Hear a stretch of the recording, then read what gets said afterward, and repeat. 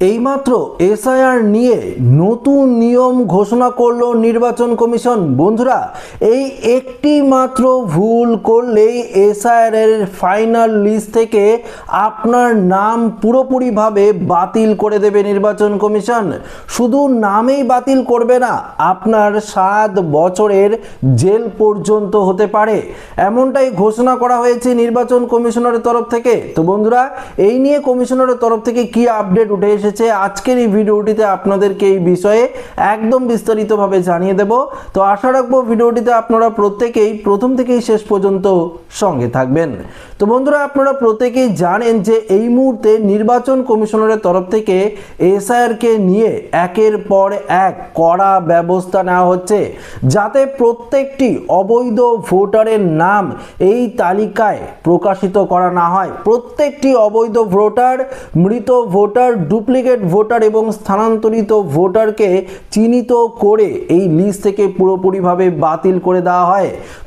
তবে নির্বাচন কমিশন একটি বড়সড় পদক্ষেপ নিয়েছে শুধুমাত্র নকল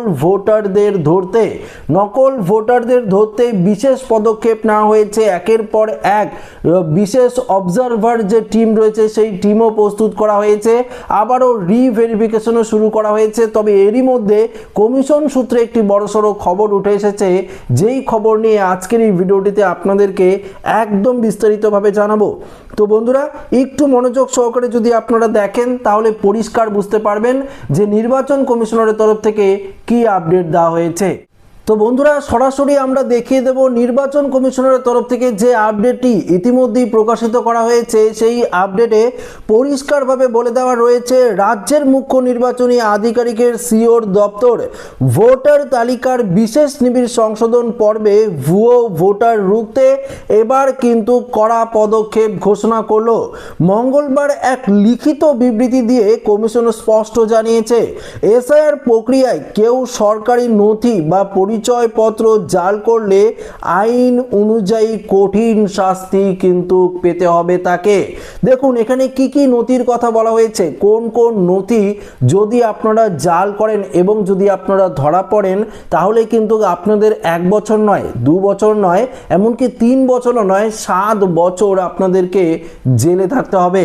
এখানে নির্বাচন কমিশনের পক্ষ থেকে জানানো হয়েছে, ভারতীয় ন্যায় সংহিতা BNS এর 337 ধারা অনুযায়ী ভোটার কার্ড, আধার কার্ড, জন্ম সার্টিফিকেট, বিবাহ বা মৃত্যুর শংসাপত্র, পাশাপাশি আদালতের নথি, সরকারি অফিসের নথি, সরকারি কর্মচারী দেওয়া শংসাপত্র অথবা পাওয়ার অফ অ্যাটর্নির মতো গুরুত্বপূর্ণ নথি জাল করলে সর্বোচ্চ 7 বছর পর্যন্ত কারাদণ্ড ও জরিমানা কিন্তু হতে পারে আপনার।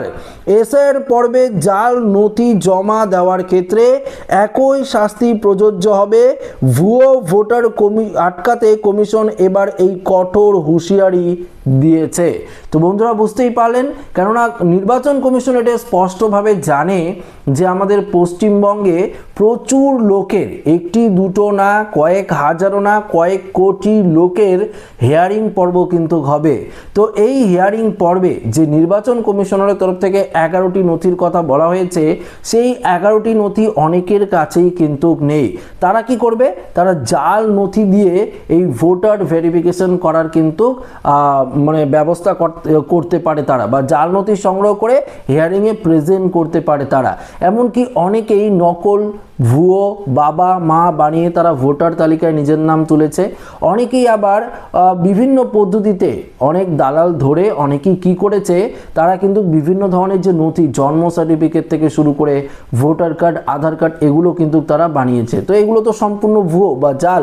এই ধরনের যদি আপনারা কোনো জাল নথি বানান, ধরুন আপনারা কাস্ট সার্টিফিকেটই জাল বানালেন, যেটি দিয়ে আপনারা হিয়ারিং করতে পারবেন, সেটি ধরুন আপনারা জাল বানালেন এবং হিয়ারিংয়ে গিয়ে আপনারা ধরা পড়লেন, তখন কি হবে আপনার? তখন কিন্তু অবশ্যই আপনার 7 বছরের কারাদণ্ড, পাশাপাশি আপনাকে বিপুল পরিমাণে কিন্তু জরিমানাও দিতে হতে পারে।